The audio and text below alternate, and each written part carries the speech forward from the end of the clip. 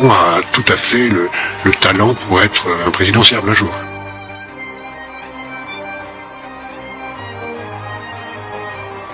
C'est dans le monde de la finance qu'Emmanuel Macron va faire une entrée fulgurante. Le jeune homme pressé devient à 32 ans associé gérant de la banque Rothschild, le nec plus ultra de la banque d'affaires. On sent bien qu'il y a une énergie, une force qui passe là, qui est une force avec une... Comment dire, que le type qui est sur cette scène-là, il parle à Dieu, il entend les voix, il est dans la transcendance, il est dans le destin, il pense qu'il vient de quelque part pour être là. Est-ce que ça veut dire que Macron est mystique? Ah oui, Macron est mystique. Ce que je veux, c'est que vous, partout, vous alliez le faire gagner, parce que c'est notre projet. Écoutez la musique. Tu aimes Beethoven? On est clairement sur du détournement de fonds publics. Il utilise des fonds publics aujourd'hui pour sa campagne. Pour faire sa campagne.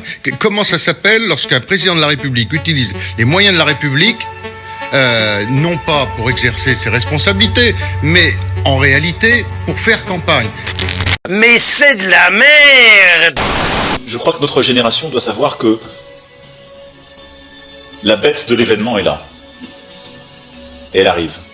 Et puis, une dernière règle, je dis ça parce qu'on a regardé ce qui marchait chez nos voisins, cette fameuse règle des 6. Au restaurant, on a dit pas de 6. Eh bien, au maximum, pour notre vie personnelle, il faut qu'on fasse ça. À chaque fois, c'est ça, c'est au moment où on a vraiment peur de la mort qu'on commence à vraiment apprécier la vie. Pas plus de 6 dans la rue. Mais on essaie, quand on invite des amis, de faire plus de 6 à table. Tu tiens à la vie, mon ange? Oui. Et pas plus de 6 dans la rue non plus. Et on ne pas se regrouper, voilà, plus de 6. Cette règle des 6, qui est une règle de bon sens que chacun peut avoir, il faut essayer de se l'appliquer à soi-même, parce que c'est aussi quelque chose qui nous protège et qui va nous aider à freiner France entière tout ça. Comment vous avez vu, Emmanuel Macron a été élu avec 66,6. Toi, tu dois aimer Mozart, j'en suis sûr. Moi aussi, j'adore. C'est le meilleur. J'adore Mozart. Waouh. Pourquoi vous les laissez pas tranquilles? Il a dit, restez pas dans le couloir. Est-ce que vous êtes en mission? Oui. C'est comme ça que je le vis. Je crois que j'aime bien avoir le sentiment que je faisais une carrière. Et depuis que je suis rentré dans le champ politique, je vis ça comme une mission. Il y a une dimension de spiritualité. Il y en a une. Et en tout cas, la conviction qu'il existe une transcendance, oui. Quelque chose qui dépasse. Qui vous dépasse. Qui vous a précédé et qui restera. Parce que, tu sais, je ne ressens aucun plaisir à tuer quelqu'un. Sauf si cette personne nous tient vraiment à la vie.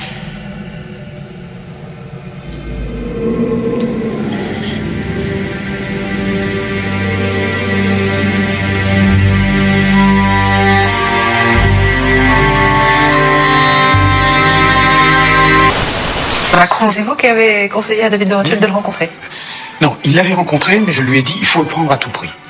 Mais pourquoi il faut le prendre à tout prix? Parce qu'il était exceptionnellement charmant et intelligent.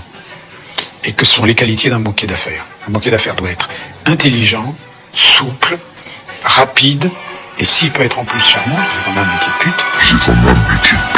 Son métier de banquier d'affaires peut aider Macron à être efficace en politique. On y apprend l'art de la négociation. On apprend vraiment l'art de la négociation. On est amené aussi beaucoup, et ça c'est, heureusement ou malheureusement, utile en politique, à communiquer, c'est-à-dire à raconter une histoire. Dans le jargon, quand on fait une opération, on construit ce qu'on appelle une equity story, qui est l'histoire qui va donner aux actionnaires envie de voter cette opération, d'acheter les titres ou d'apporter leurs titres. Donc on y apprend d'une certaine façon aussi des techniques pas de manipulation de l'opinion, mais un petit peu. Aux personnes à risque, aux plus vulnérables, aux personnes âgées de plus de 70 ans, je demande une vigilance accrue. moins de réunions avec la famille, avec les amis, même si c'est un crève-cœur. Et le respect de la distanciation physique, y compris au domicile. Le port du masque systématique lorsqu'on se trouve à l'intérieur en présence d'une autre personne. Même un proche, même un enfant ou un petit enfant, c'est très important pour vous. Comme vous, je n'aime pas porter un masque, et on doit un peu apprendre à vivre avec ça. Deuxième chose, on l'a vu ce matin à travers le campus.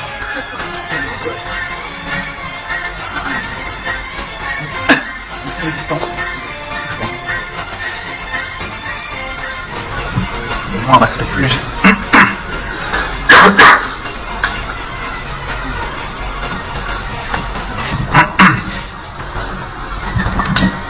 Je vais mettre un masque plus léger parce que j'ai dû absorber un truc du masque. Tel des Prométhées, on pensait qu'on était libéré de tout. Mais là, on a peur d'étouffer. Et je souhaite que dans les prochaines semaines, on rende obligatoire le masque dans tous les lieux publics. Alors, on peut se poser la question, quel est donc l'intérêt pour les mondialistes d'obliger la population mondiale à porter donc ce masque, puisque les experts médicaux, puisque les vendeurs même des masques disent c'est inutile, ça ne sert à rien. C'est qu'en réalité, il semble s'agir d'un rituel initiatique, un rituel occulte. Au cours de sa visite, Olivier Véran a également averti sur la dangerosité des ventilateurs en cette période de coronavirus. L'utilisation, ça pose pas de difficulté parce que c'est de l'air brassé et qui vient de l'extérieur qui est renouvelé. Le ventilo, hélas, il brasse de l'air intérieur qui est circulaire et qui fait que s'il y a du virus, si quelqu'un a du virus et qu'il crache dans l'air, comme il y a un risque d'aérosolisation, c'est-à-dire une transmission par l'air du virus, et quand bien même, si ce n'est pas le cas, le virus va pouvoir se reposer partout dans la pièce. À sa sortie de l'EHPAD, le ministre de la Santé a annoncé la réactivation de ce numéro vert 0800 06 66 66, une plateforme qui répondra à toutes les questions qu'on peut se poser en cette période de canicule. Nous sommes en guerre. Nous sommes en guerre. Nous sommes en guerre. Nous sommes en guerre. Oui, nous sommes en guerre. Nous sommes en guerre. Je crois que notre génération doit savoir que la bête de l'événement est là. Et elle arrive.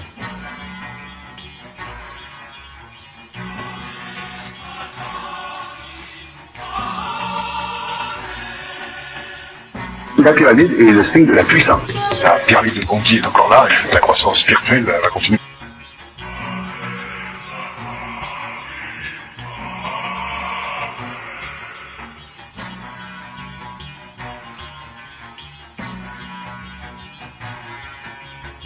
But really what you're looking at here is known as the triangle of manifestation.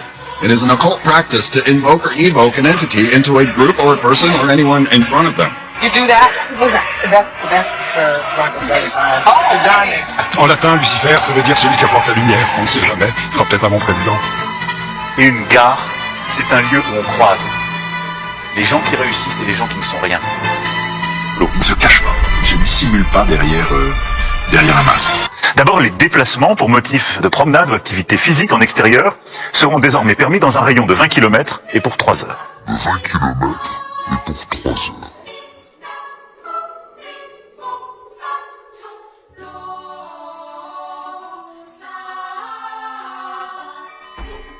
Du MIT ont mis au point un moyen de stocker des informations médicales sous la peau en utilisant un colorant à point quantique qui est administré avec le vaccin par un patch micro-aiguille. Le colorant invisible à l'œil nu peut être lu plus tard à l'aide d'un smartphone spécialement adapté. Donc, quel est le contenu des micro-aiguilles? Eh bien, en fait, il y a 3 choses. Il y a le vaccin lui-même, il y a une enzyme qui s'appelle la luciférase. Moi, je les trouve quand même extraordinaires. Les gens qui travaillent là. Coïncidence. Non, mais ne sois pas complotistes, c'est une coïncidence, Jean-Jacques. D'accord, ok, c'est une coïncidence. Et alors, il y a une troisième substance qui est l'hydrogène. Bon, enfin, je sais que Lucifer, en latin, c'est lucis, ça veut dire la lumière, et ferre, en latin, ça veut dire porteur. Hein. Lucifer, c'est le porteur de lumière. Mais je trouve ça quand même marrant que l'enzyme soit baptisée luciférase. Bien. Mais donc, ça, c'est en lien avec les projets de ID 2020, dont on a déjà parlé dans cette émission. Cette organisation qui a été créée par la fondation Bill et Melinda Gates, par la Gavi, par la fondation Rockefeller et par Microsoft. Donc tous ces gens-là ont créé ID 2020 pour donner à tous les individus du monde entier une identité numérique qu'ils pourront porter sur eux en permanence, et donc on n'aura même plus besoin de papier d'identité, on aura tout cela dans le corps grâce à la luciférase. Dois-je vous rappeler ce passage de la Bible qui disait que dans l'Apocalypse en tout cas, qui disait que si nous ne sommes pas marqués du sceau de la bête, et le sceau de la bête c'est 666, eh bien nous ne pourrons plus acheter et nous ne pourrons plus manger. Voilà, mais ça c'était juste une légende qui se trouvait dans l'Apocalypse. Bill, sans attendre, prend les devants. Il dépose en 2018 un brevet qui va faire le lien entre des nanoparticules et la crypto-monnaie.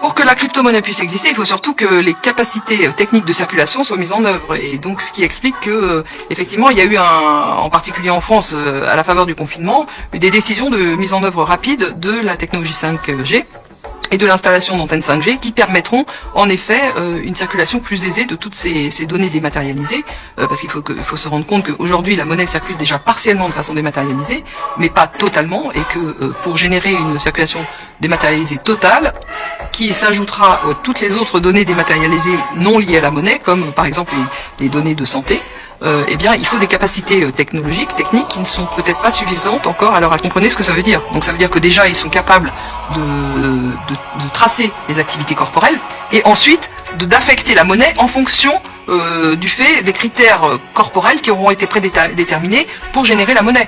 C'est-à-dire que là, on arrive à un contrôle total de l'individu. Selon lequel, bah écoutez, si vous allez à tel endroit qui est interdit, bah, vous n'aurez pas votre affectation monétaire.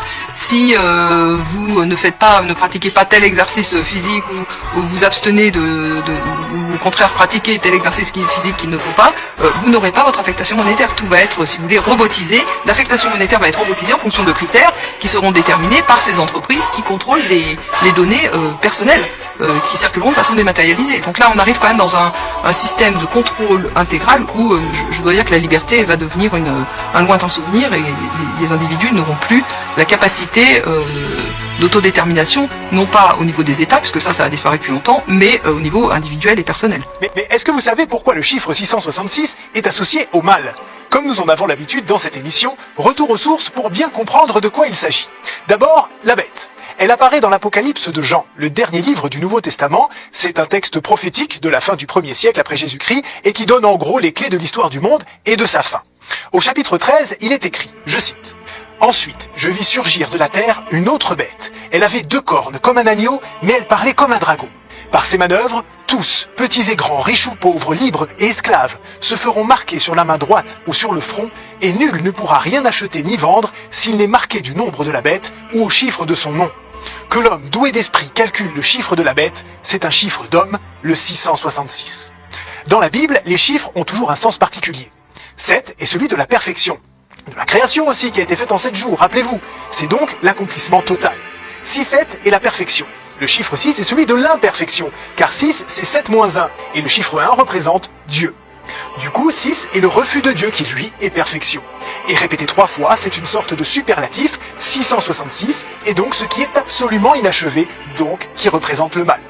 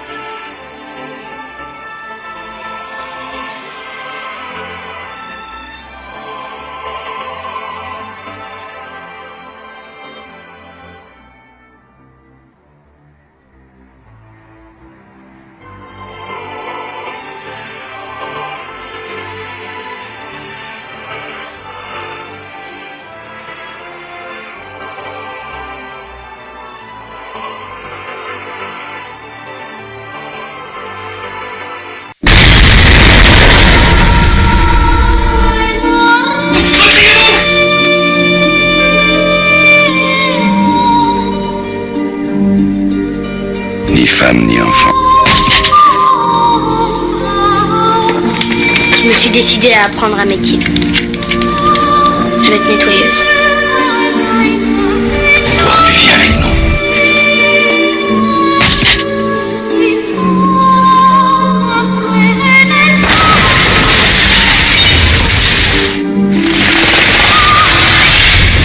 Raconte-moi ce qui t'est vraiment arrivé. Je me suis enfuie avec un gars génial. Un vrai tueur. Le meilleur de toute la ville. Si vous m'aidez pas, je serai morte d'ici ce soir. La mort est capricieuse aujourd'hui.